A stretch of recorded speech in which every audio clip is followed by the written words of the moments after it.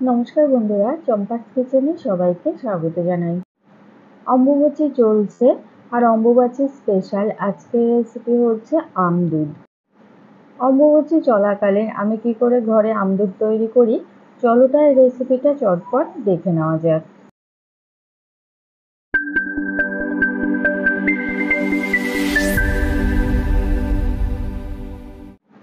আগে থেকে দুটো পাকা আমের খোসা ছাড়িয়ে নিয়েছি।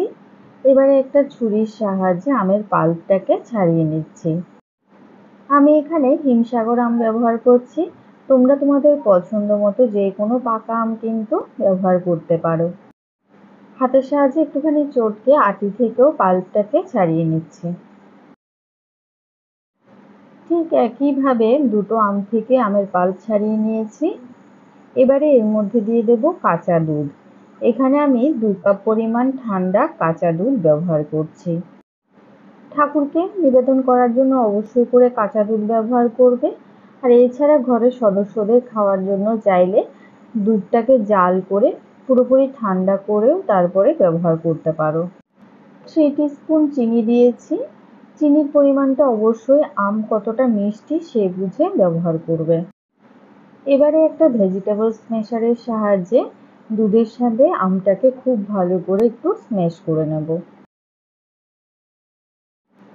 আমাদের চ্যানেল চম্পাস কিচেনের রেসিপিগুলো যদি তোমাদের ভালো লাগে তাহলে অবশ্যই চ্যানেলটাকে সাবস্ক্রাইব করে নেবে এবং পাশে থাকা বেল আইকনটাকে প্রেস করে দেবে। এতে করে যখনই আমি নতুন ভিডিও আপলোড করব সাথে সাথে নোটিফিকেশান তোমাদের কাছে পৌঁছে যাবে। ততক্ষণে এদিকে দেখো দুধের সাথে আমের পাল্পটাকেও ভালো করে স্ম্যাশ করে নিয়েছি। ঠিক এইরকম আমের পাল্পটা একটুখানি দানা দানা থাকবে, এতে করে এটা খেতে বেশি ভালো লাগবে। চিনিও খুব সুন্দর করে দুধের সাথে গুলে গেছে। সবার লাস্টে উপর থেকে ছড়িয়ে দিচ্ছি কিছু কুচনো ড্রাই ফ্রুটস। আমন্ড, কাজু আর কিশমিশ রয়েছে এর মধ্যে। তো বন্ধুরা, সহজ সরল ঘরোয়া পদ্ধতিতে তৈরি করা অম্বুবাচী স্পেশাল আমদুধের এই রেসিপিটা তোমাদের কেমন লাগলো অবশ্যই কমেন্ট করে জানাবে। ভালো লাগলে লাইক করবে আর তোমার বন্ধুদের সাথে ভিডিওটাকে শেয়ার করতে কিন্তু একদম ভুলবে না। প্রচণ্ড হাঁসফাঁস গরমে এটা কিন্তু শরীরকে অনেকটা শীতল রাখবে। আর তোমাদের কাদের কাদের বাড়িতে এই আমদুধ খাওয়ার প্রচলন রয়েছে অবশ্যই কিন্তু আমাকে কমেন্টের মাধ্যমে জানাতে পারো। এতক্ষণ আমার পাশে থেকে ভিডিওটা দেখার জন্য অনেক অনেক ধন্যবাদ। ভালো থাকবে, সুস্থ থাকবে। পরের ভিডিওতে আবার দেখা হবে। বাই।